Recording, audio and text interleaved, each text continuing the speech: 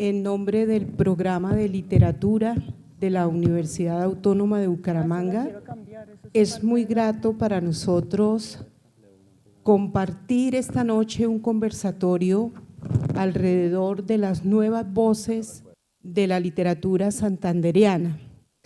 Y hablaba hace un momento con Sandra y decía qué importante es que la Casa del Libro Total haya abierto el espacio de Universidad Casual, un esfuerzo interinstitucional, interdisciplinario entre varias universidades y en el cual la UNAP, en este caso el programa de literatura, agradece a Sandra, agradece a la Casa del Libro Total la posibilidad de poder compartir o generar contenido en este espacio.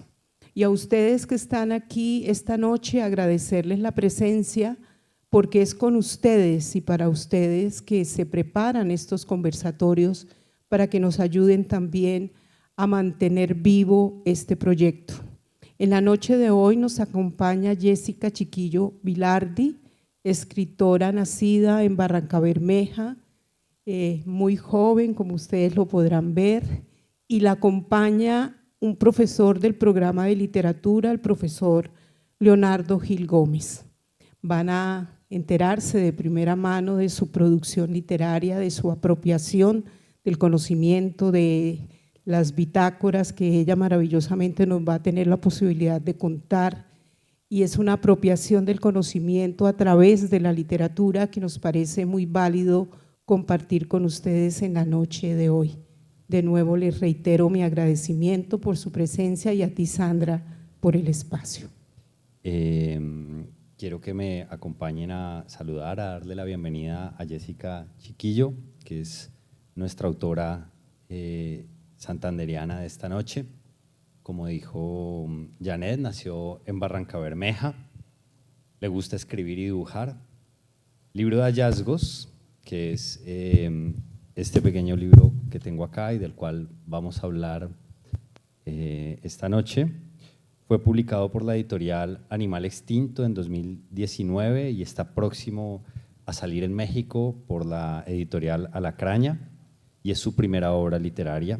Vamos a ver qué tipo de experimento formal es este, que es muy interesante y lo recomiendo mucho. A los 25 años, Jessica aprendió a tomar café cerrero sin azúcar.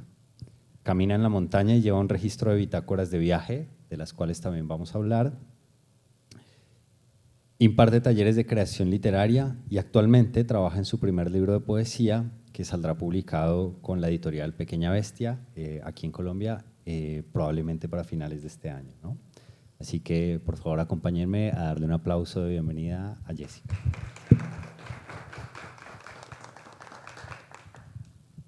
Bien. ¿Cómo estás, Jessica? Hola, para mí es un honor estar aquí con la presencia de ustedes, que desde la curiosidad y también el amor por la escritura y el arte y todas sus manifestaciones, tengan también la curiosidad de escuchar un poco mi trayectoria que apenas inicia, pues no sé, desde cuando inicia la trayectoria de una persona escritora, desde que decide estudiar literatura, desde que saca su primer libro. Sí, o desde que lo agota por primera vez. Bien, empecemos por el revés. Acabas de llegar de una residencia de escritura en la Mesa de los Santos, vienes de trabajar con escritura y dibujo. Cuéntanos un poco en qué andabas la semana pasada, básicamente. Sí. Bueno, yo el mundo de las residencias de escritura, las residencias artísticas, lo empecé a conocer de primera mano el año pasado, cuando apliqué a unas convocatorias y quedé de finalista en dos, pues apliqué a dos y en las dos quedé, que fue la residencia El Boga, que queda en Mompox, Bolívar, y la otra residencia que se llama La Quincena, de residencia guión bajo, que se da en la ciudad de Santa Marta. Entonces ya tenía como de primerazo la oportunidad de estar en estas dos residencias y luego este año logré seguir este trayecto que me parece muy interesante con una residencia acá en Santander, que es su primera versión. La organiza la Fundación La Cabulla, es una fundación que busca entablar diálogos con las comunidades campesinas, mostrar su contexto social, desde la injusticia hídrica de la que son víctimas, sobre todo los habitantes campesinos de la Mesa de los Santos, y también invita como a la misma comunidad a apropiarse también de los diálogos culturales y buscar también fuentes de ingreso entre ellos mismos, ¿no? Este proyecto está encabezado por la socióloga Laura Peña y ella sacó una convocatoria hace aproximadamente un mes también para iniciar esa primera versión de una residencia artística, pues para trabajar y poder mostrar desde diferentes diálogos artísticos, literarios, lo que está haciendo la fundación. Y yo quedé, y era una semana corta pero sustanciosa, bastante intensa. Yo tuve la oportunidad de estar en varios espacios con algunas lideresas campesinas y conocer también desde ellos mismos cuál es su contexto, cómo han sido víctimas, porque me decían como una campesina sin agua no es nada, y pues me hablaban un poco de todos estos proyectos avícolas y agropecuarios que están drenando el agua del cañón del Chicamocha y dejan sin suministro hídrico a los campesinos que están en las laderas de más abajo. Entonces fue una residencia con un enfoque social fuerte, importante, y ya teniendo ese contexto, como a mí me gusta y desde hace 4 años empecé a integrar a la reflexión de la escritura también mis dibujos. A mí me gusta dibujar desde muy niña y hace 5 años salí del closet de los dibujos y empecé a mostrarlos porque me daba pena, porque pensaba que de pronto solo tenían valor para mí. Y me di cuenta que las bitácoras o los diarios de viaje o cuaderno de apuntes, como quieran llamarlo, hacían parte también de mi proceso de escritura. Entonces no podía ignorarlos, porque también de esos apuntes que yo creo que también pueden ser percibidos como libros de artista, de ahí sacaba ideas para hacer luego unos escritos más amplios. Entonces empecé como a apropiarme ya sin pena de que no, mire, aquí en los cuadernos de apuntes, en los diarios visuales que yo estoy haciendo, ahí también hay un diálogo interesante donde se cuecen las ideas de la escritura y que luego van a terminar en algo más pulido. Y ese mismo trabajo me llevó a la residencia de La Champa, que fue patrocinada por la Fundación La Cabuya en la Mesa de los Santos, y me permitió hacer me gustaría que pasaran más lento algunas para darles un contexto de algunos de los apuntes de esos cuadernos, pero aquí no están los de la residencia porque la terminé hace 2 días y no he escaneado tampoco la bitácora, pero allí también integré reflexiones escritas, apuntes ya como más de carácter etnográficos, pero sobre todo tiene dibujos de algunas personas que conocí en la vereda, porque todo esto surgió en el marco de la segunda fiesta por el agua, que es también un encuentro campesino donde hablan por los derechos del agua. Y dibujé animales, me interesa mucho explorar la flora, la fauna de los lugares que visito, y pues eso tiene un poco también las bitácoras. Este diario de viaje en México, con escala en Lima, diciembre de 2021, fue mi primer diario de viaje. A partir de este año fue que yo empecé como a tomarme más en serio que había de pronto experiencias o trayectorias o trayectos que yo quería conservar de otra manera. Entonces para mí una bitácora es como el mejor recuerdo que le puede quedar a uno de una experiencia como lo es un viaje. Entonces sí, como que empezaba a dibujar, en estas empecé usando solo rapidógrafo, tintas negras, porque como eran viajes bastante intensos, con ritmos rápidos, algunas veces, pues tampoco podía llevar, no sé, como todo un arsenal de pinceles, dibujos y colores, sino que también el formato son bitácoras muy pequeñas, como bitácoras de bolsillo que pueda llevar precisamente a todas partes y que no me bloquee o me impida como, ay, me abulta mucho la maleta o el bolso de mano. Ahí pueden pasar la siguiente.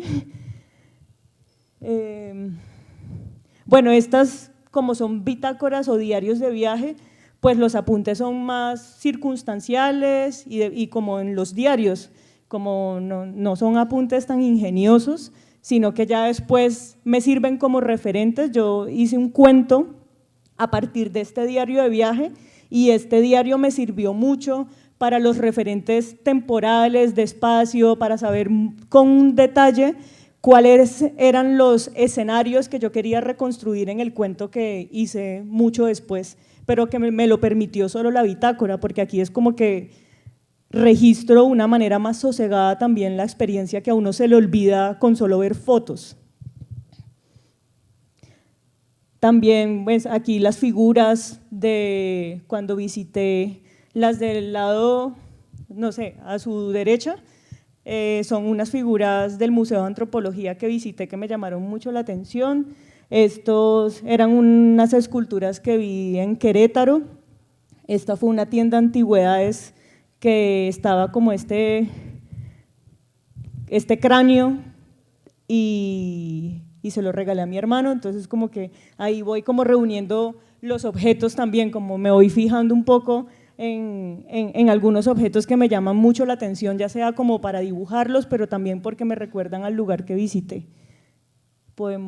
Aquí también está otra vez el Museo de Antropología y lo combiné con mi visita a Teotihuacán, y entonces aquí ya la bitácora se vuelve un poco más, ¿cómo se dice? Como ya hay más voces, no solo está la mía, porque también copio información que me va llegando a lo largo del viaje. Entonces esta información del hombre idealizado estaba en una cartela del museo que me llamó bastante me llamó la atención, porque hablaba de que estas máscaras eran inexpresivas porque los hombres guerreros no tenían derecho a reflejar sus emociones, y eso está pues en muchas culturas y civilizaciones antiguas.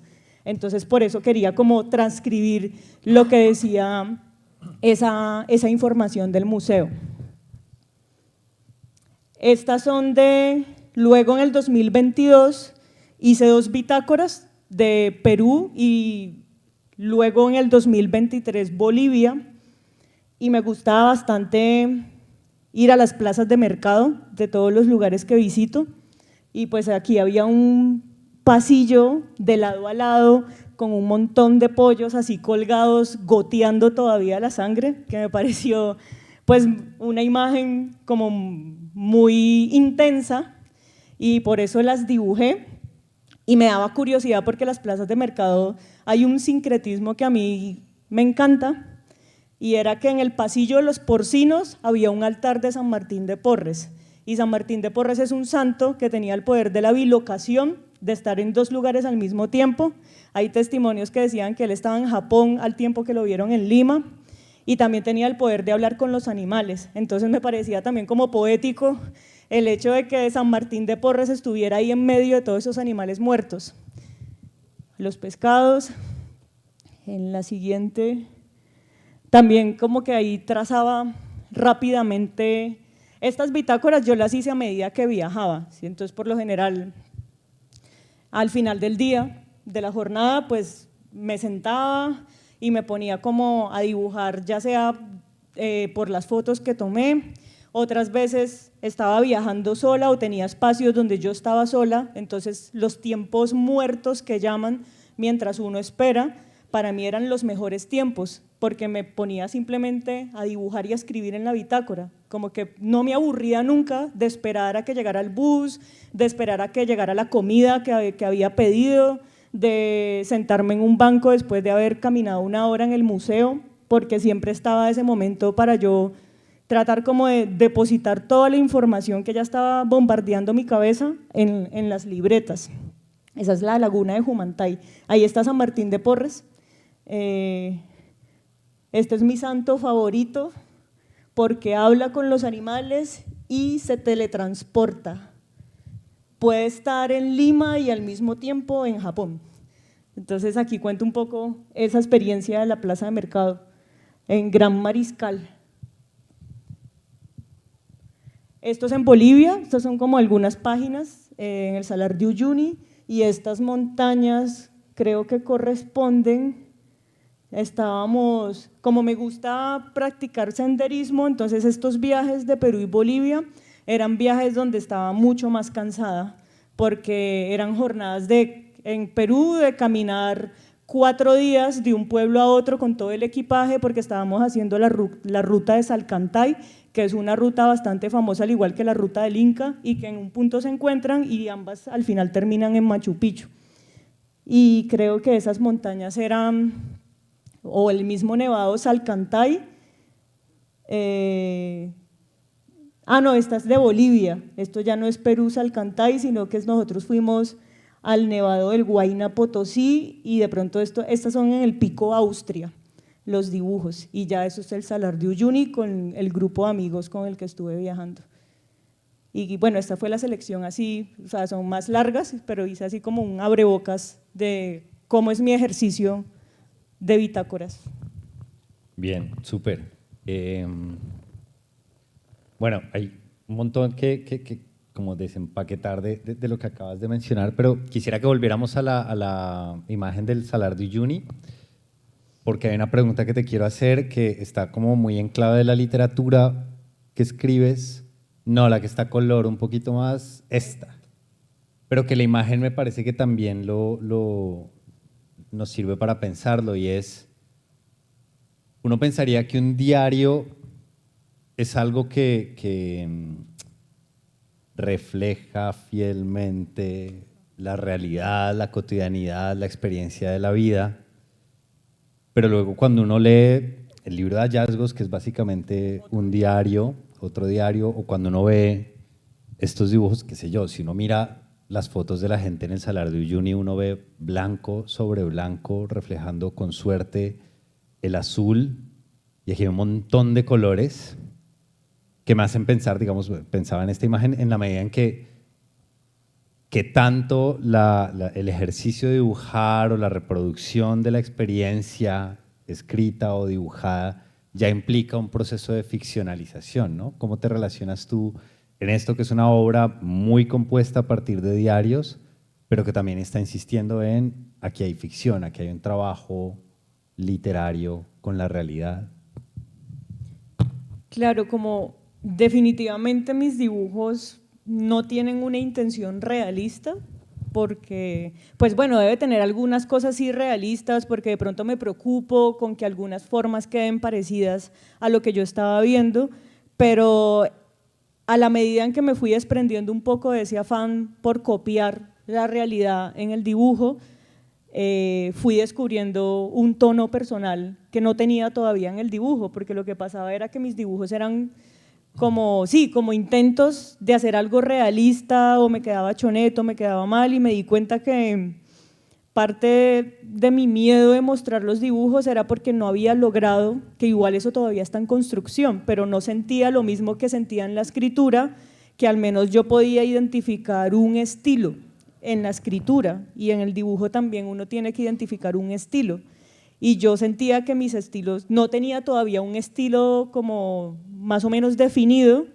y por ejemplo con las bitácoras lo fui hallando. Entonces me encontré más identificada en la tinta negra, en los trazos burdos, en los dibujos rápidos, a veces son los que mejor me quedan, a veces me demoro un resto dibujando algo y me queda feo, y luego dibujo algo 10 minutos y me siento más cómoda y satisfecha con el resultado, pero eso depende también del impulso, de que no me estuviera persiguiendo tanto el impulso copista en el dibujo.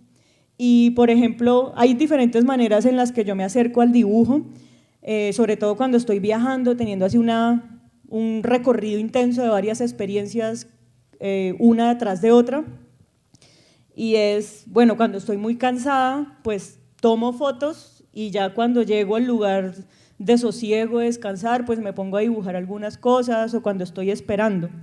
Pero me parecen más interesante aún los dibujos que hago desde la observación, cuando no estoy mirando la foto, sino que tengo eso frente a mí, porque ahí sí me está obligando la misma circunstancia de no puede copiar eso exactamente y no se puede demorar tanto, porque no sé, si está pintando un señor, ese señor no va a estar ahí quieto todo el tiempo, entonces es como que me obligaba también a el dibujo de observación, como depende mucho del instante de observación, me obliga a tomar decisiones rápidas de a qué cosas quiero darles mayor énfasis, como en la escritura. Entonces, ¿qué de esa realidad en movimiento que tengo frente a mis ojos, qué cosas o qué elementos sí quiero detener en el papel?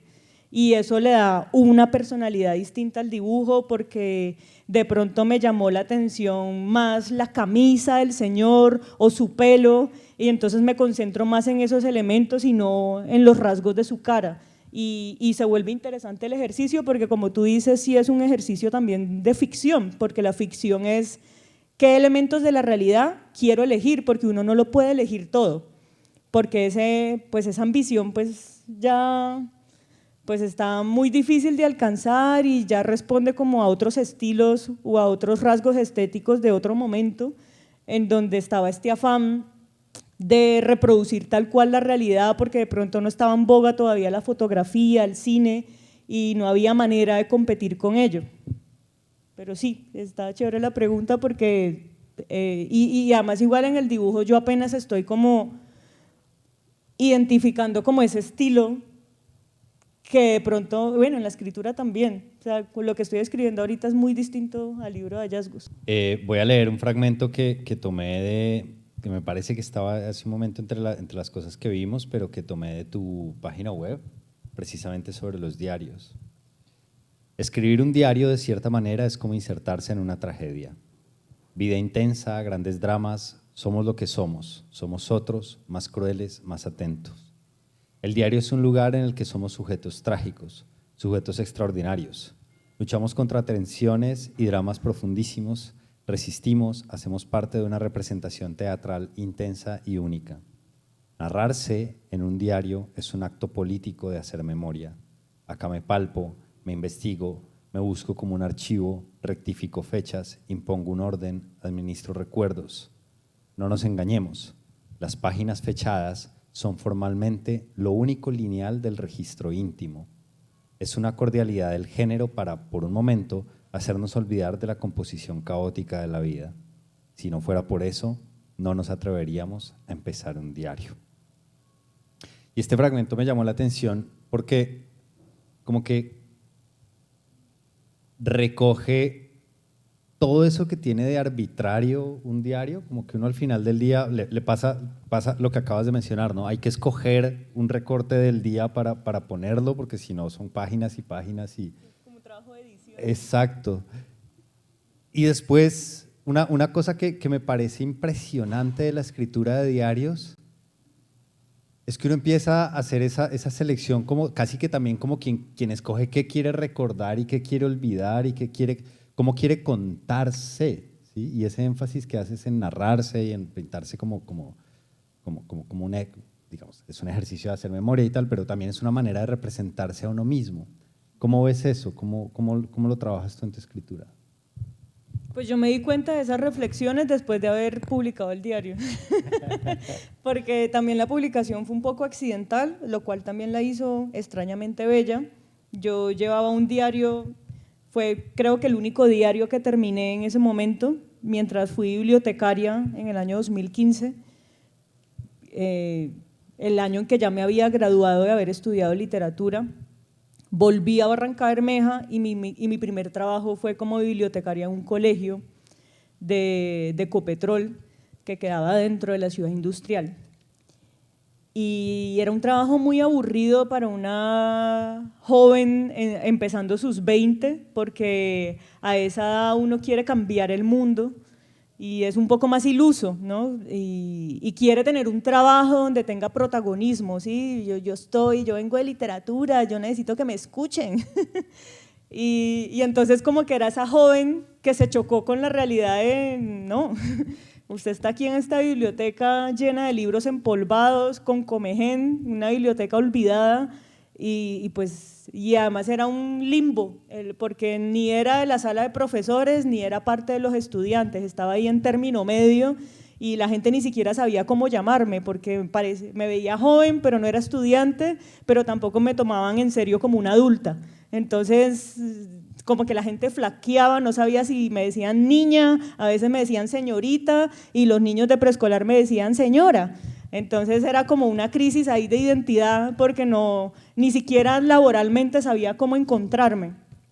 Y en esas circunstancias escribí este diario, que luego se convirtió en un libro, y hago énfasis en eso, porque cuando se convirtió en un libro, el diario lo escribí en el 2015, y este proceso de conversión al libro fue en el 2019, cuando entré en contacto con la editorial Animal Extinto, y ahí empecé a hacer una edición de esas memorias que había tenido en el 2015, y me di cuenta ya en el 2019 que definitivamente pues había quedado como un calco de lo que fui en el 2015, pero pues también era una persona sobreactuada por el mismo hecho de estar escribiendo el diario, porque yo decidía qué quería mostrar de mí y me mostraba como la benefactora, la que está, la guardiana de los libros, la que le sangran los oídos cuando escucha a la gente hablar mal, y ahorita me importa un culo hablar mal, como que he cambiado un poco eso, pero me gusta también que quede ese performance de lo que fui en el 2015, y por eso la pregunta, con los diarios veo que uno se construye de otra manera, como que son diferentes representaciones del yo, y aquí era una chica que se alarmaba y era la guardiana de la lengua, o sea, la Real Academia Española me quedó en pañales, y después como que me fui flexibilizando, porque me di cuenta que todas las formas de hablar son válidas siempre y cuando se den a entender en un contexto entre la gente. Entonces como que ya la misma realidad me iba como adobando un poco. Bien, esto que mencionas de la edad me lleva a un pasaje específico del diario, que además uno está leyendo el diario y pues es una bibliotecaria, es un diario muy bonito además porque también es un cuaderno de lecturas, porque pues hay mucho tiempo libre, la bibliotecaria además se encuentra, el libro se llama Libro de Hallazgos, yo intuyo que en buena medida también por las cosas que va encontrando la bibliotecaria en la biblioteca y que va leyendo, y en medio de esa, qué sé yo, seriedad, pero no es una seriedad solemne porque el libro es muy divertido, hay humor, y llega uno a esta página del martes 27 de octubre. Hoy me dijeron doña, me derrumbé por dentro. Y ya, y sigue la siguiente, ¿no? Como que todo el tiempo el personaje está constantemente en esa tensión que hace un momento mencionaba Jessica, que también me parece no solo una radiografía personal o una radiografía del yo, sino también una radiografía intelectual, porque hay una serie de lecturas, y quería preguntarte también por las lecturas que le dieron forma a ese diario o al hábito de escribir diarios. ¿Lees diarios? Mira, bueno, primero quiero como abrir un paréntesis ahí de lo de hoy me dijeron doña, me derrumbé por dentro, que es curioso, que eso también lo permite la naturaleza del diario como género de escritura, porque es una entrada concisa, pero también hay entradas largas donde hablo de lepidopterología de Vladimir Nabokov, donde hablo del árbol rododendro en un ensayo sobre la tensión entre religión y ciencia, otro donde hablo de que estoy despeinada y todo el mundo se está burlando de mí, como que hay muchos como altibajos y de diferentes registros, ¿no? Entonces están como unos registros humorísticos, otros más cotidianos, más banales, porque pues así es la vida misma también, y otros registros como más complejos de elaboración de la persona que lee, ¿no? Como la culta. Y lo bonito del diario es que es un diario de lecturas, porque ahí quedó como la radiografía de lo que yo estaba leyendo en ese momento, y todo lo que está ahí, porque el diario está lleno de citas, o sea, yo pongo la cita y digo algo sobre la cita, era de los libros que había en la biblioteca. O sea, lo que definió el rumbo de mis lecturas era el ritmo también en que yo inventariaba. Entonces, por eso también no fui tan buena bibliotecaria, porque yo inventariaba muy lento, porque cogía un libro y me lo empezaba a leer. Y quedaron muchos libros así leídos a medias, pero sí, como que no avancé, me quedé todos los 5 meses en la sección de literatura, ¿no? Porque inventariaba, abría las páginas y era como el deseo vivo de la curiosidad y de las cosas que me llamaban la atención. Entonces, digamos que de alguna manera, si se puede decir así, fiel, la agrupación de lecturas o los libros que se mencionan ahí son fieles a los libros que me rodearon en el momento en el 2015, porque de otra manera yo no hubiera llegado a esos libros, porque también había libros el ensayo de Vladimir Nabokov, que estaba escrito en inglés, que hablaba de su entusiasmo por aprender de entomología y de cómo de esos conocimientos de insectos que tenía Nabokov sacaba metáforas para su prosa, ¿no? Pero ese libro nunca hubiera llegado a mis manos, era porque en esa biblioteca que estaba abandonada, porque tenía 1 año sin bibliotecario y yo llegué a una biblioteca desactualizada, llena de plagas. Había libros que le pertenecieron a la época en que ese colegio era el lugar donde estudiaban los hijos de los norteamericanos que trabajaban para la Tropical Oil Company. Entonces había bastantes libros en inglés y unas ediciones súper valiosas que en medio de ese lugar tan chiquito pues yo no pensé encontrarme. Entonces, bueno, ahí cierro el paréntesis de las lecturas, ¿no? Pero espera, antes de cerrarlo, ¿quisieras leernos alguno de esos pasajes que hable de ese tono? Y ahorita volvemos a la pregunta, no se me olvida.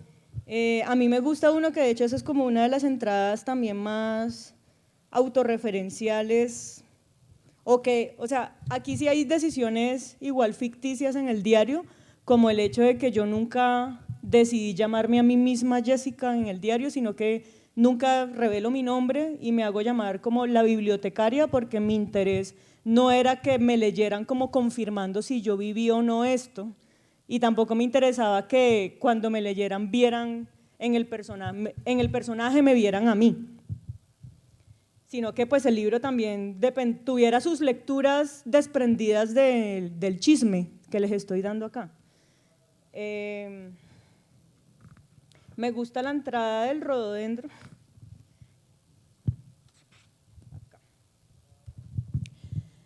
Leyendo un ensayo sobre la tensión entre religión y ciencia, encontré la palabra rododendro.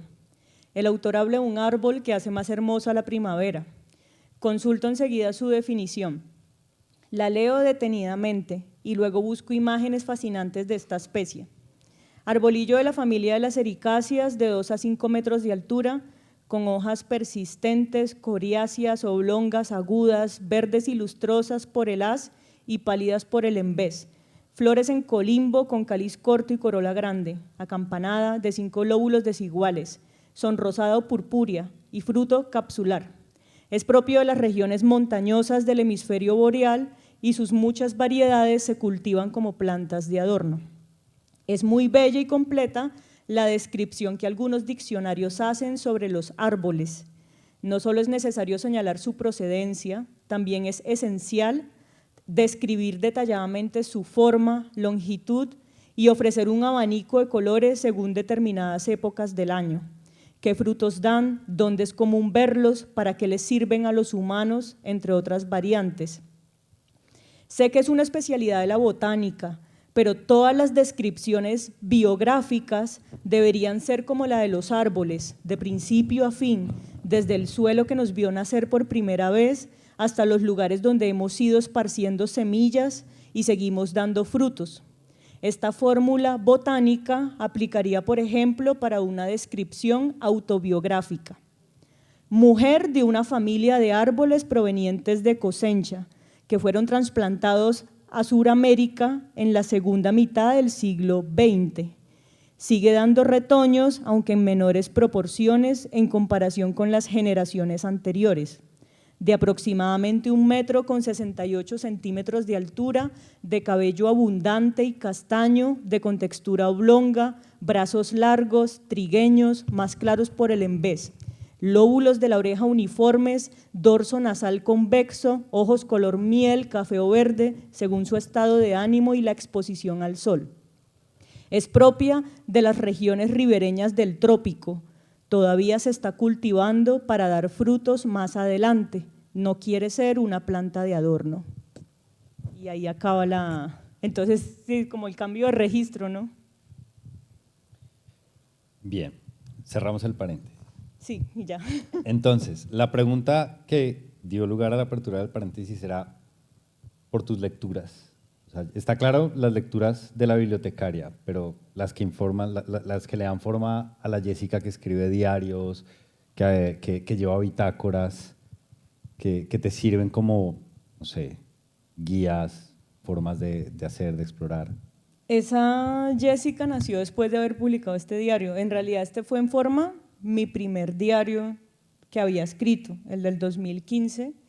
Yo, pues, están los diarios de la adolescencia que nunca terminé, los boté, los quemé, pero yo no tenía el hábito de hacer diarios. Y el primer diario que hice fue este, que se convirtió en libro, pero creo que se obedeció más como a la elección del género, porque me di cuenta que en ese momento de mi vida, que había regresado a Barranca, y los amigos que tenía en Barranca no estaban allí porque estaban estudiando en otros lados, y yo me gradué antes de tiempo, que eso igual no sirvió para nada porque no define nada, y los amigos que había hecho en Bogotá pues estaban allá, entonces fue como un regreso a mi tierra natal, como sin amigos, porque incluso los de allá no estaban ahí, y pues encontrarme con gente nueva, en un trabajo nuevo, yo me sentía muy sola y muy frustrada, entonces como que me di cuenta que una manera de entablar el diálogo con los amigos que estaban en la distancia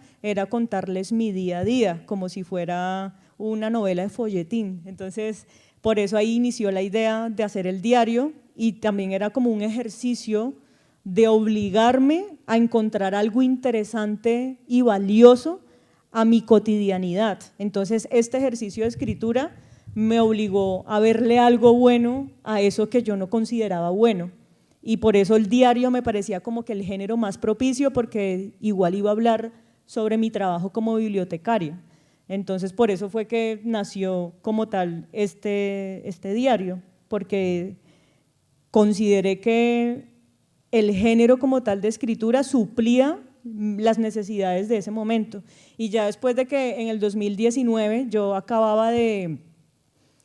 ya estaba terminando mi maestría en literatura en la Universidad Nacional, luego me gradué virtual en el 2020 por pandemia, pero ya se había entablado como un diálogo a partir de su publicación que me obligaba de todas formas a ponerle la lupa a unos diarios, porque precisamente todo el mundo me decía, la experta en diarios, y yo no, pues yo no soy lectora asidua de diarios, pero gracias a ese bello accidente de que me publicaran empecé a interesarme, como a reflexionar más sobre el ejercicio del género de escritura de diario y a ver como sus otras facetas, porque siempre a uno le venden el diario como es el diario de las mujeres, el diario íntimo, que no hay cero esfuerzo creativo, porque es solo copiar lo que vive. Uy, se largó la lluvia, ¿qué hacemos? Ya estamos ubicados bajo techo. Listo. Bien, veníamos entonces hablando de… los referentes. Los referentes.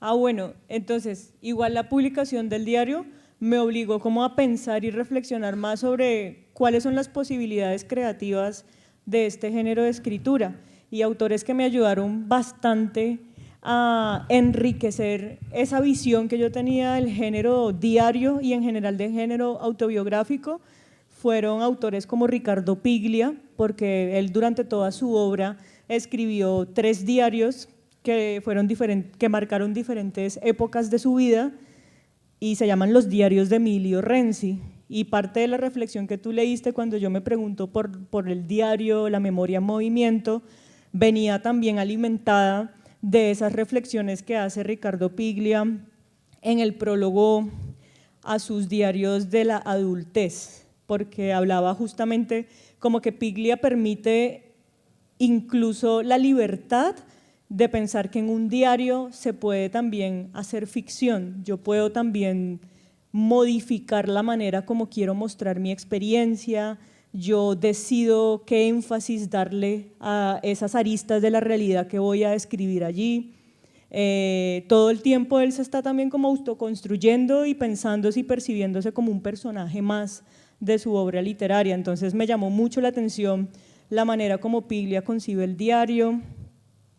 Otros autores, había leído en la universidad unos diarios que me impactaron, como más pensados desde el rol del intelectual que escribe de un diario y donde se fraguan sus ideas.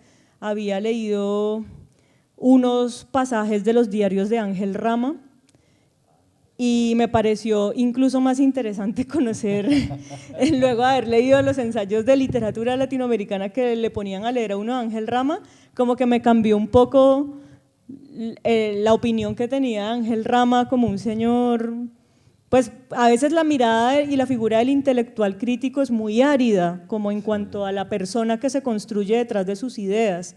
Y cuando leí ese diario, como que le agregué más capas a ese nombre, porque él hablaba de que él tenía un marcapasos y me acuerdo tanto de una cita de ese diario cuando él dice que había un sonido que no lo dejaba dormir y que él se desvelaba y luego se dio cuenta que era el sonido de su marcapasos. Entonces eso me pareció súper fuerte y no pensaba nunca leerlo pues del gran crítico de la literatura latinoamericana, entonces también como que eso me quedó ahí calando.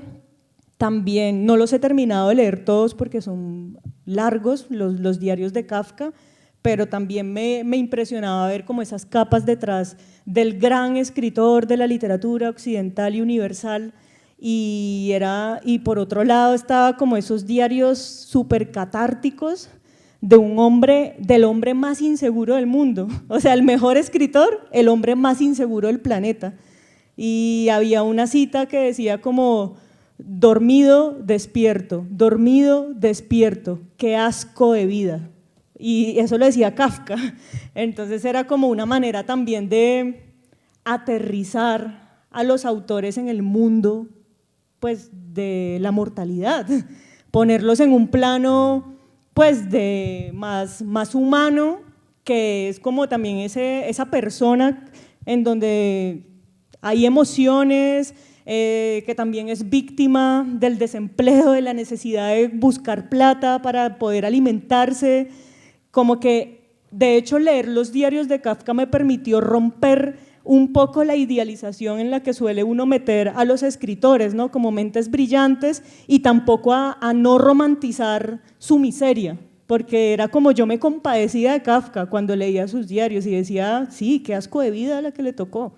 Y pues qué afortunados somos nosotros de que igual haya sido el gran escritor que es para igual haber tenido la fuerza de escribir. Pero sí, como que esas lecturas previas ya me habían acompañado, pero luego el libro de hallazgos como que me interesó leer más, y ahorita que estoy más como con los diarios visuales y las bitácoras de viaje, también me han gustado y he conocido nuevos referentes, como una artista española que se llama Paula Bonet, que tiene los diarios de la Anguila, y me di cuenta que hay un montón de gente, premios Nobel, que tienen diarios con dibujos. Entonces me ha parecido muy emocionante ver como esa otra faceta de algunas personas que admiro. Qué lindo. Ahí pensé es un diario, pero es como a cuatro manos, que es por la premio Nobel Annie Ernaux.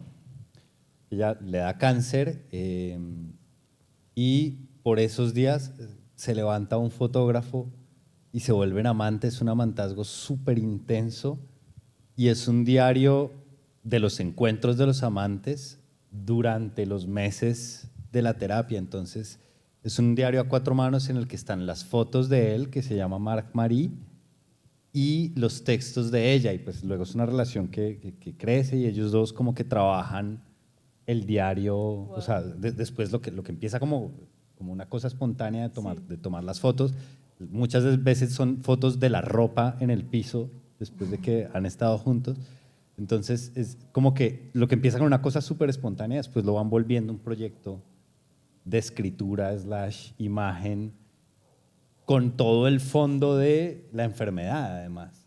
Entonces es muy fuerte, es muy lindo ese diario. Entonces lo pensé por lo que dijiste ahorita de premios Nobel y diarios visuales. No, y eso que dices de una escritura, un diario a 4 manos, como que, no sé, como que en la vida me fui cruzando con otros momentos necesarios que en ese momento no sentí que los debí vivir, pero luego me llevaron como a otros caminos y ahorita que dices de diario a 4 manos, pues pienso en la correspondencia.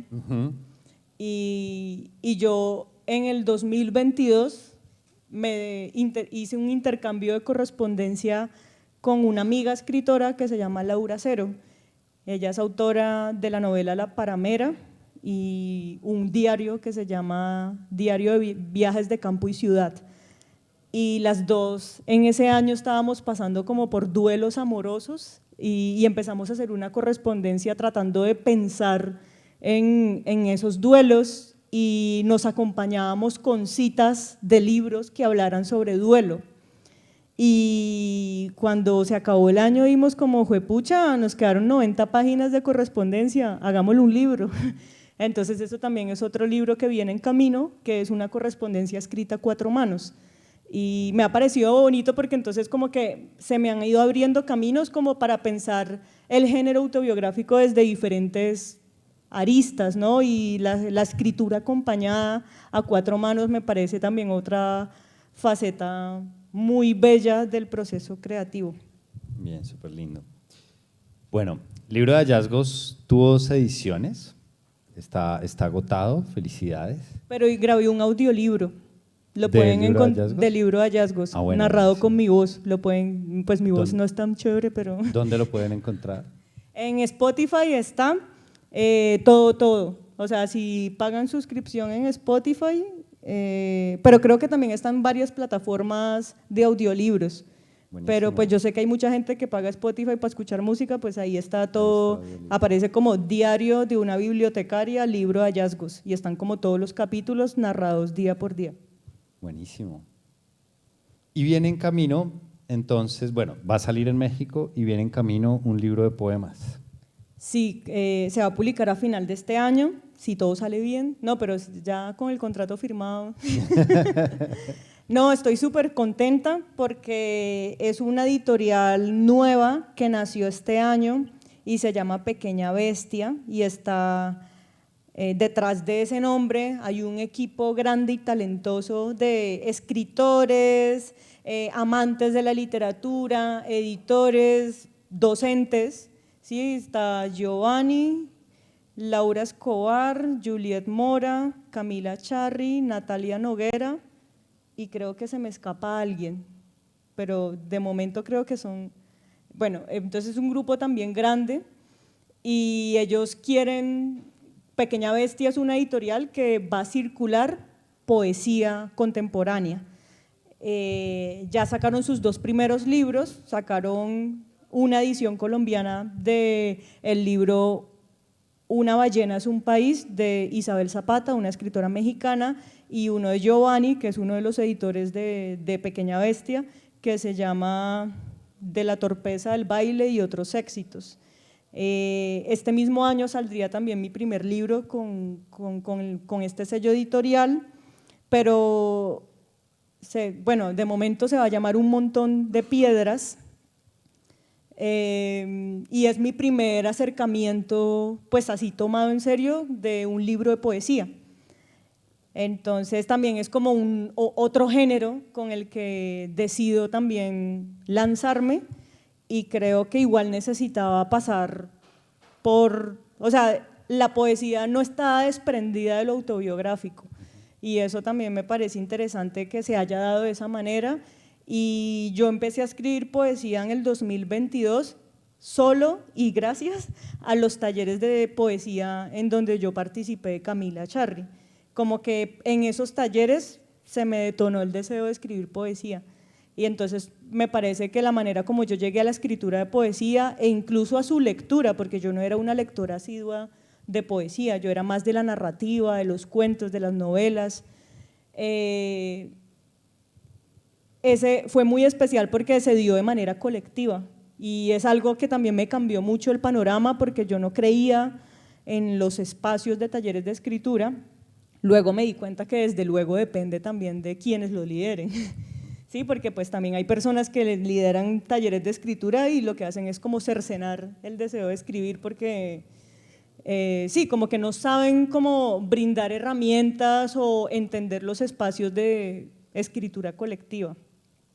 Y bueno, pues sería chévere terminar, antes de que ustedes también hagan preguntas y comentarios, leyendo por favor, unos poemas, así primera vez que los leo en público. Ya tienen el aval de la editorial, pero de este libro que está pronto a salir.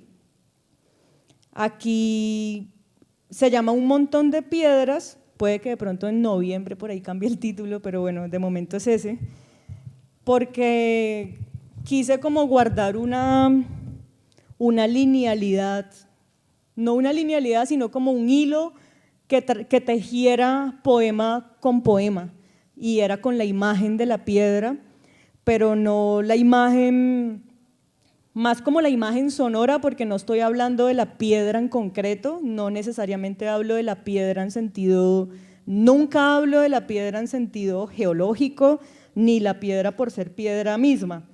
Lo que estaba como haciendo también fue como un ejercicio de ir sacándole diferentes definiciones a la palabra piedra, sí, como la rabia también remite a la piedra. También hablé de las mujeres de mi familia, las que llamé mujeres piedra. También me gusta mi pasión por el senderismo, que las montañas también son un arrume de piedras. Entonces como que todo el libro es un recorrido, una exploración de las diferentes formas que la piedra ha tenido en mi vida. Entonces, como para darles el contexto de por qué piedra, ¿no? Bueno, y aquí también hago un ejercicio interesante con la hipertextualidad, porque por lo general a veces los escritos tienen pues un epígrafe que se relaciona de alguna manera con lo que uno va a leer después, pero yo también quería darle bastante protagonismo al epígrafe, que ya no pasará a ser como un epígrafe, sino un hipertexto del poema. Entonces hay muchas citas o fragmentos que saco de otros libros o de otras fuentes que se vuelven lo que le da origen a mi poema. Por ejemplo, tengo un poema que es una cita de un cuento de Liliana Colanzi que se llama Chaco, que está en Nuestro Mundo Muerto, y ahí aparece una piedra porque el protagonista mata a un indio mataco con una piedra que le lanza en el cráneo, y el poema se abre con esa cita y después viene un poema que yo le hago a la piedra de ese cuento. Entonces esas también como los tipos de relaciones que tejo con los epígrafes para que no pasen por alto, o sea, como que es difícil ignorar el epígrafe en este libro, de tal manera que incluso el epígrafe está en una sola página y después viene el poema en otra, para que no quede como un, ¿cómo se le dice a eso? Como una excrescencia del poema, sino que sea también algo muy importante del poema en sí. El poema empieza con el libro empieza con un epígrafe de María Zambrano. Este libro, me sea permitido decirlo, nacido más que construido, lo fue en un momento de extrema, no me atrevo a decir, imposibilidad, lo cual no me parece tan excepcional, ya que no se pasa de lo posible a lo real, sino de lo imposible a lo verdadero. Por eso digo nacido, que es lo que para un ser viviente es lo más imposible, incluido al animal, a la planta, quizá a la piedra misma. Y aquí empieza un poema como un prólogo poético. De lo imposible a lo verdadero, imposible que una piedra cante, verdadero imaginar que la piedra canta porque puede cantar, solo lo inerte es mudo, solo la muerte absoluta no tiene nada que decir, tan solo hay que estar en disposición de escucha, tener patas de hormiga sobre el suelo para sentir la vibración del canto de la piedra, tener manos de mujer y empezar a escribir la melodía lenta, quebrada e inaudible. Quisiera que todas las piedras me cantaran con su voz pétrea, que el deseo fuese más fuerte que la voluntad y la fe. Decir 3 veces piedra y volverme granítica. Quiero invocar el mutismo de las piedras, meditar en silencio 24 horas, no temerle a la quietud, dejarme albergar por el mundo, que se me impregnen otras materias y me habiten otros seres, habitar, no invadir, ser piedra que sostiene musgo, ser soporte de líquenes, que me partan en 2 y descubran en mi interior una vida minúscula, un fósil en medio de la roca sedimentada, una espiral marítima, un helecho prehistórico. Quiero ser piedra furia, reaccionar rápido con un golpe seco, piedra amenazante que aleja al perpetrador, que la piedra sea mi escudo y mi lecho. Quiero coleccionar piedras y juntar recuerdos, piedras volcánicas, piedras preciosas, piedras filudas, piedras impostoras, como el carácter del hombre que se muestra pétreo y oculta su centro blando. Piedras minerales, piedra monte, piedra templo, piedras que cayeron del espacio y perforaron las capas translúcidas de la tierra, piedras monumentales, piedras don nadie, una piedra artífice con poderes, luminosa, piedra protectora que guarda un espíritu. A falta de todo, quiero imaginarlo todo, exorcizar el horror de la piedra, ablandarla, conjurar la piedra y que cada palabra me aproxime a ella. Que las visiones pétreas se sedimenten en mi escritura y que los dioses antiguos se apiaden de mí y me despojen de esta testarudez absurda que no me lleva a ningún lado, porque a veces no tengo reparo y quisiera de verdad que me hablara una piedra, que me despierte los sentidos, me conmueva y me asombre y me persigne, porque la piedra me ha hablado con su lenguaje sacro, no humano. Mientras no tenga respuestas, entrenaré y simularé esta melodía. Ese es el prólogo que abre al libro. Y este poema se llama Las mujeres piedra y inicia con una oración, pues no es mía, ese es el epígrafe hipertexto. Oración a la Virgen del Consuelo para aliviar penas y tristezas. Líbrame de los pesares que cargo sobre mis hombros, que son muchos y pesan como duras rocas grandes. Las mujeres piedra. Las mujeres en mi familia tienen carácter de piedra, endurecen sus palabras como el jabón de loza endurece la piel de sus manos, como la artrosis endurece los dedos agarrotados de mi abuela. Nunca dicen te amo, pero aman, nunca dicen te extraño, pero saben extrañar, y a veces lloran en la cocina, hundidas en el recuerdo de un hermano difunto. Las mujeres de mi familia han criado muchos hijos, propios y ajenos. Despercudieron a orillas del río y más tarde en el patio un arrume de camisas blancas, han preparado con sus manos comida para llenar muchos platos, café con leche para llenar muchos pocillos, y luego con las mismas manos han lavado los platos sucios, los pocillos sucios, los cubiertos, el cansancio, las ollas grasosas, los cucharones de palo, el resentimiento y sus palabras bien lavadas con mucha agua y jabón para no lanzar las manchadas de mugre a ese hijo que no mueve un dedo, a ese marido que no mueve un dedo, que se va a otra casa para que sea otra la mujer que le cocine. Se llevan las manos a la cara con manchas de sol en los pómulos y van derecho al cuarto porque les parece el colmo, que todo lo consideran suyo, que quiebran y arrancan, que ni siquiera agradecen el aire. Se persignan mientras lo dicen. Le rezan a la Virgen o a Santa Rita de Casia para que les dé la fortaleza de una roca para soportar lo que falte. Tienen el carácter de piedra, pero la dureza es solo una apariencia. En el fondo están hechas de una materia arcillosa, que antes era suave y húmeda, cuando el jabón aún no les había curtido las manos y era su carácter un barro que se amasaba con los dedos. Luego se quemaron, quedaron duras, rígidas y a diferencia de las piedras, si se caen pueden romperse los huesos, la espalda, la cadera, durar muchos días en cama y la gente no entiende si son de piedra porque sufren. Ahí se acaba. Bien, muchas gracias. El río ahí no está por añadidura porque eso es dedicado a las mujeres por el lado materno de mi familia que fueron criadas, que vienen de Cimaña, Cesar. Entonces, pues ese era el contexto, ¿no?, de mis tías y de mis abuelas.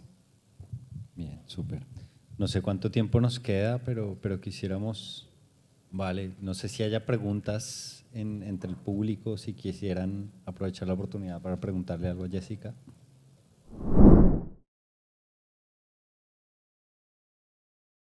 Buenas noches.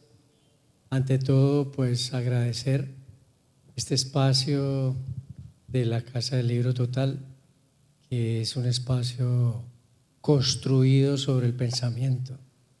Felicitar al equipo de trabajo de la UNAP porque silenciosamente se han hecho al trabajo de construir un mundo literario contemporáneo y lo han logrado de una manera admirable, seria, y el fruto de ese trabajo es lo que esta noche, por ejemplo, estamos compartiendo, que es la obra de una novel, escritora, poeta.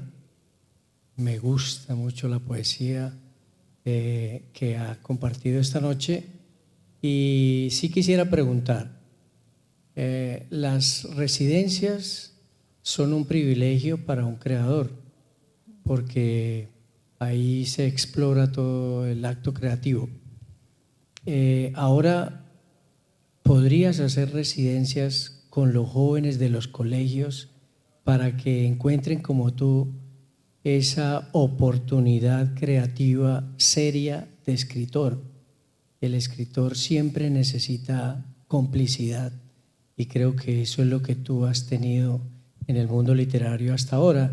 Según lo cuentas, todas esas residencias son como ángeles literarios en tu vida. ¿Podrías hacerlo con nuestros jóvenes en el departamento? Wow. Muchas gracias por todo lo que dijiste.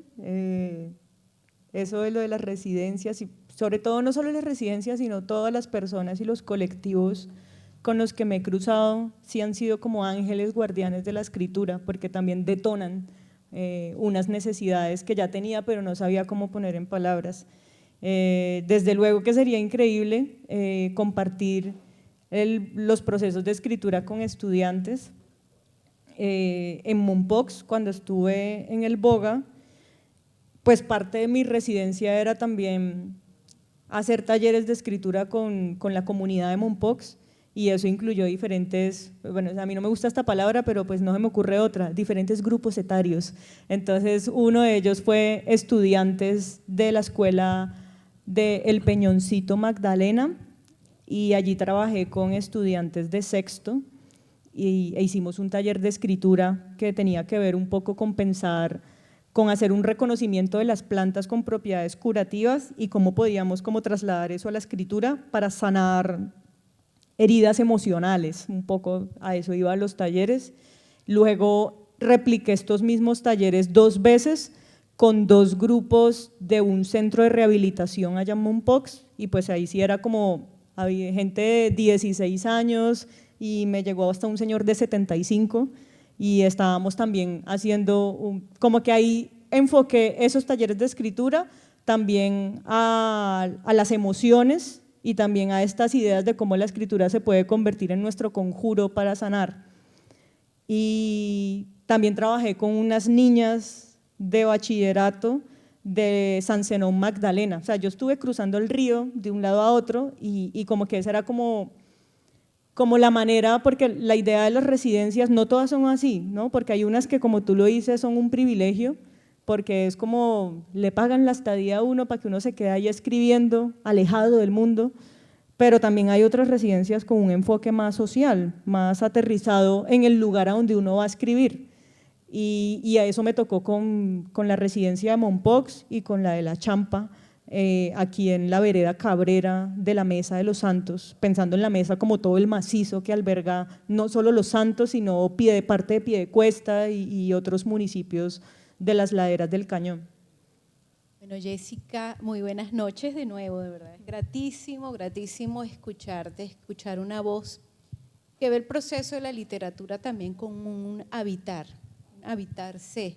Y creo que no es disparatado que hayas en tu proceso creativo pasado pues justamente por todos estos géneros dispositivos en el que de alguna manera estás habitando, ¿no? Desde el diario, luego la bitácora, como nos mostrabas, incluso desde un epistolario que pareciera, o correspondencia epistolar, pareciera suceder. Entonces, de alguna manera has pues transido o has podido manifestar una forma de relacionarte con esa actividad creativa, literaria, desde una apropiación diversa de lo que es la literatura también. Claro, hoy en día ya sabemos que la literatura puede ser desde muchos espacios, muchas perspectivas, muchos tránsitos y subtránsitos, y finalmente pues se cruzan, ¿no? Y en la actualidad pues eso que tú ya estás haciendo ahí, hipertexto,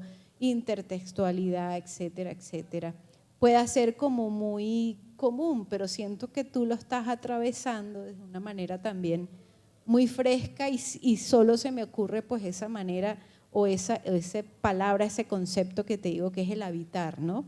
Ya, ojalá pudiésemos hacerlo desde esa comprensión heideggeriana, pero es mucho. Pero es ese habitar un espacio Jessica Chiquillo, un espacio Santander, un espacio Bogotá, un espacio vital, ¿sí? Pero creo que recurres a todas esas direcciones. Entonces, digamos, la pregunta es ¿cómo estás asumiendo también un papel de la literatura, desde ese lugar de la literatura, para transitar ese habitar, ¿no? No, me encantó todo lo que dijiste, pensar eso como habitar, ¿no?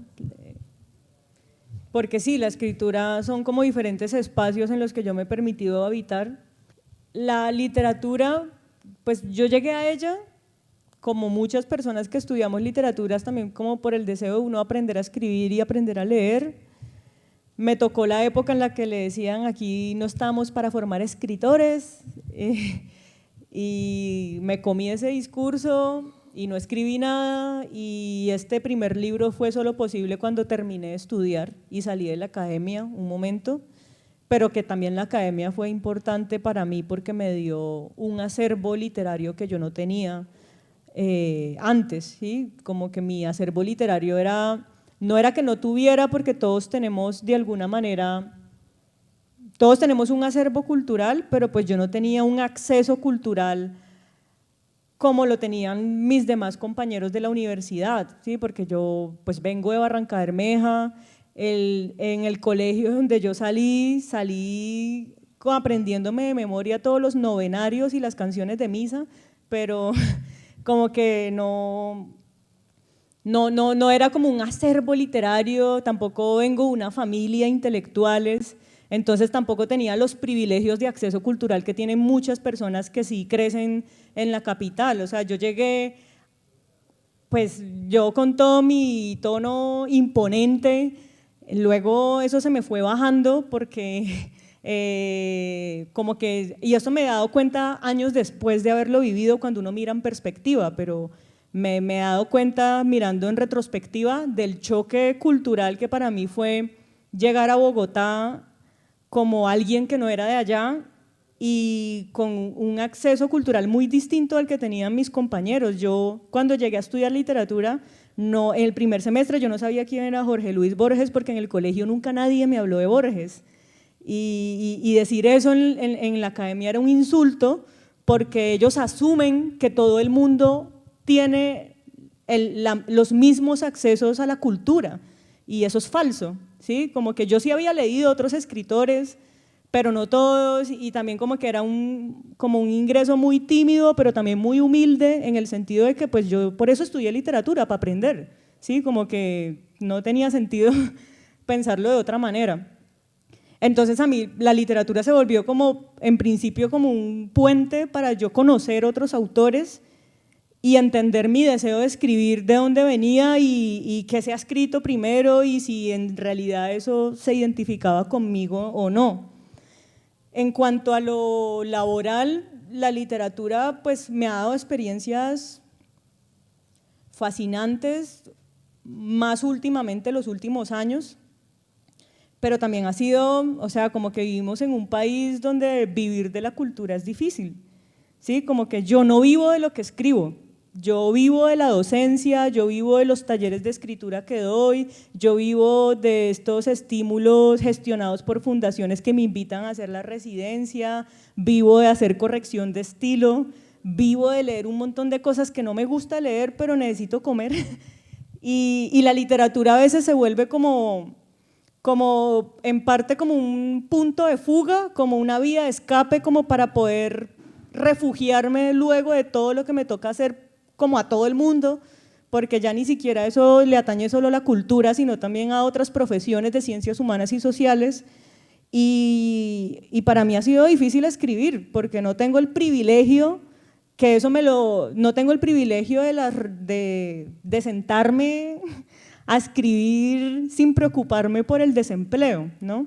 Que por eso me ha servido las residencias de escritura, y aún así, cuando hice la residencia en Mompox, no tuve como tal el privilegio de escribir porque no tenía vacaciones, porque tenía un contrato de prestación de servicios que se acababa en julio y tenía que seguir corrigiendo revistas académicas todas las noches y levantarme temprano, o sea, como que tampoco fue esa imagen idílica de la escritura, ¿sí? Entonces, como que la literatura también ha sido una relación ahí compleja, ¿no? Como de, a veces yo digo, pucha, ¿por qué estudié esto? ¿Por qué no estudié otra cosa? Pues pensando también en los embates que el mismo mundo laboral acá en Colombia lo enfrenta a uno, ¿no? Entonces, pero a pesar de esos sinsabores y de esa realidad, como también porque siento que a mi generación, y sí, yo soy joven, tengo 30 años, pero como que ha sido, como que me he confrontado con muchos obstáculos, con sí beneficios, como que sí, claro, tuve el privilegio de haber estudiado en Bogotá, siendo de Barranca, eso no lo tiene todo el mundo, pero tampoco, o sea, como que todo el periodo de mi carrera literaria igual seguí siendo una foránea allá. Tanto así que a pesar de haberme graduado de la Javeriana, me gradué y no tenía ni idea dónde trabajar, no tenía contactos, y por eso volví a Barranca. Y mi primer trabajo, entonces como que los 3 años que estuve trabajando en Barranca, estuve desconectada del mundo de Bogotá. Y entonces cuando volví a hacer la maestría en la Nacional, pues otra vez como que era un empezar de nuevo y mirar cómo funcionaba el mundo laboral allá, porque en Barranca, no sé, tenía que tener 3 trabajos para hacerme 2.500.000 cuando estaba trabajando allá. Entonces sí, la literatura ha sido como una decisión, una relación compleja, pero también una pasión y una necesidad que me ha llevado a diferentes lugares y me ha permitido como ser sensible ante algunas realidades y querer transmitirlas. Y últimamente, cuando me involucré más con los talleres de escritura, creo que ahí sentí que era como un lugar más seguro para mí también, como alguien, por decirlo así, como docente o como alguien que dirige un espacio, porque sentía que en los talleres de escritura que se salen un poco de la academia se respeta aún más como esas relaciones horizontales entre los que participan allí, porque a veces en las universidades tú le tienes que rendir a los estudiantes, porque también eso lo produce el neoliberalismo, ¿no? Como que yo estoy pagando y si usted no me ofrece un servicio satisfactorio, me quejo y hago una carta con todos los estudiantes para que lo echen. No ha sido mi caso, pero así como hablando de manera general, también como en lo que se ha convertido la enseñanza. Y cuando empecé a dar talleres de escritura con la red local de talleres en IDARTES, como que se me abrió otra puerta a la cual yo no había accedido, y eso me detonó también empezar a hacer más talleres, también regionales, y entonces hice talleres en Mompox con la residencia. Aquí tuve la oportunidad con la Cabuya pensar talleres también por fuera de Bogotá. Y también talleres independientes, ¿sí? Como que me he aliado con librerías, y las librerías también se vuelven espacios de pensamiento para hacer también lo que de pronto la academia no permite, también por los mismos, no necesariamente que no lo permita, porque pues yo también estoy con un pie en la academia y otro por fuera de ella, porque también me parece necesario como estar ahí en la academia para decirle a los estudiantes como, oigan, pero piensen la literatura con un enfoque social, cúrtanse, sálganse de la burbuja y traten como de pensar sus prácticas profesionales en la sociedad, ¿no? Y no sé, ahí va, pero sí, respondí algo. Sí, es como un filtro con el que uno mira al mundo, de alguna manera. Hay una pregunta muy personal que quisiera que me contestara. Casi todos los escritores quieren contestarla, hacen intento. Lucía Berlín lo encontramos en los relatos. Gabo en el 76 en una entrevista hizo algo parecido. Philip Roth escribió un libro para responder a esta pregunta. Auster tiene un texto famosísimo y pues conmovedor sobre esta pregunta, y quisiera saber tú por qué escribes. Pero antes de que me contestes, te quiero, uno, dar las gracias por este conversatorio. Llevo 2 años larguitos leyendo a mujeres, porque esa es una deuda que como sociedad hemos tenido. Ahí Francesa nos llamó a la cordura, por decirlo de alguna manera, y pues uno se encuentra con cosas maravillosas. Aquí mismo en Colombia, Margarita García Roballo me dejó… A mí me encanta esa autora. La señora me dejó, Toni Morrison y un largo etcétera. Entonces sí quisiera que me respondieras. Es una pregunta muy personal porque estoy escribiendo un texto sobre esto. ¿Por qué escribes? O sea, la pregunta es ¿por qué escribo o cómo escribo? ¿Por qué escribes? Creo que cada proyecto de escritura, por lo general, tiene un motivo distinto, ¿no? Entonces, cuando escribí el libro de hallazgos, ¿por qué lo escribí? Porque lo necesitaba, porque me sentía sola y creo que mi única manera de dialogar con otros era desde la escritura de ese diario, y por eso también leí tanto. Y eran textos que yo escribía pensados para que fueran leídos por 2 amigos míos que me hacían mucha falta cuando me tuve que devolver y quedé así como desconectada. Entonces, ese fue el por qué escribí mi primer libro. Este segundo, el de poesía, porque me reencontré con un género que no le había prestado tanta atención y en el que sentí que había cosas de mi vida que solo podía decirlas en clave de poesía y no en diario y no en narrativa, porque es que también eso es una pregunta, una respuesta que le llega a uno, no de una manera así como tan esquemática, pero que cada género de escritura tiene su propia forma de decir las cosas, ¿sí? Como que hay cosas que uno encuentra o que yo encuentro que son más fáciles de decir en un género que en otro. Y ahorita escribo poesía porque pues en este género también me atreví como a soltar y a depurar emociones que tenía contenidas y que la única manera que encontré para enunciarlas era en el lenguaje de la poesía. Por eso escribí ese poema. Y en general, pues escribo por terca, porque no sé por qué no lo hago, no lo dejo de hacer, que igual yo no siempre escribo, ¿sí? Por la misma realidad, ¿no? Como que a veces los trabajos varios no me dejan escribir lo que quiero, o a veces cuando tengo el tiempo de escribir no me inspiro o estoy deprimida. Yo este año me fracturé el peroné y duré 3 meses con muletas y en el periodo de convalecencia, porque duré 1 mes incapacitada. En incapacidad, pues la gente me decía, ay, pero tiene tiempo de leer y de escribir, y yo decía, no, estoy vuelta mierda, ni siquiera soy capaz de escribir y ni de leer, no puedo hacer nada, ¿sí? Como que también siento que la escritura no necesariamente llega en los momentos de quietud forzada, ni en los momentos en que uno no tiene nada que hacer, como que la escritura llega cuando uno necesita que llegue, no sé si… Bien, gracias. Bueno, para despedirnos, un poema, Jessica. Sí, estoy acá decidiendo cuál, porque hay un poema que son como una colección de puros aforismos y otro que se llama Lengua de Fuego, no sé cuál de él. Voy a poner de los aforismos, que es más así, fragmentado. Sí, se llama tal cual, son varios aforismos que hago en torno a la piedra, pero pues, bueno, ahí ustedes mirarán. Tiene este epígrafe: nadie le da a su hijo una piedra si él le pide pan, ni le da una serpiente si le pide un pescado. Mateo 7, versículos 9 al 11. Aforismos. Una piedra no tiene voluntad de movimiento, se mueve por el clamor que brota desde lo profundo de la tierra.